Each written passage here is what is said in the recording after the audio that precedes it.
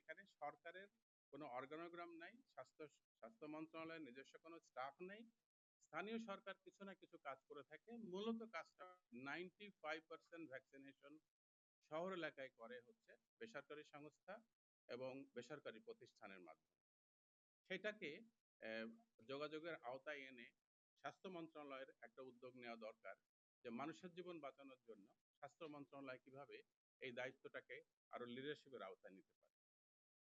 এরপর আমরা বলছি সময় মতো বাজেট বরাদ্দের কথা। একটু আগে বলে বাজেট না থাকার কারণে টিকার শর্টেজ ঘটেছে।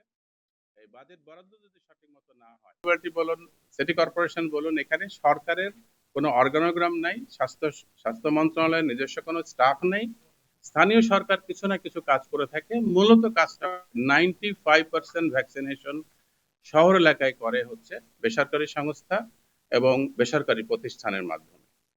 সেটাকে যোগাযোগের আওতায় এনে স্বাস্থ্য মন্ত্রণালয়ের একটা উদ্যোগ নেওয়া দরকার যে মানুষের জীবন বাঁচানোর জন্য স্বাস্থ্য মন্ত্রণালয় কিভাবে এই দায়িত্বটাকে আরো লিডারশিপের আওতায় নিতে পারে। এরপর আমরা বলছি সময় মতো বাজেট বরাদ্দের কথা। একটু আগে বলে বাজেট না থাকার কারণে টিকার শর্টেজ ঘটেছে। এই বাজেট বরাদ্দ যদি সঠিক মতো না হয়, মানে সুচারুভাবে না হয়, মানে সব ডিস্ট্রিক্টের অবস্থান একই রকম নয়, সেই ভিত্তিতে আমাদেরকে বাজেট করতে হবে এবং বাজেট সময় মতো বরাদ্দ করতে হবে যাতে করে এই প্রোগ্রামটা যেন কোনোভাবেই ব্যাহত না হয়। আমাদের এখানে একটা জিনিস বলে নিতে চাই, আমরা স্বাস্থ্য মন্ত্রণালয়ের সব প্রোগ্রাম আর শিশুদের টিকা প্রোগ্রাম একই চোখে দেখলে চলবে না।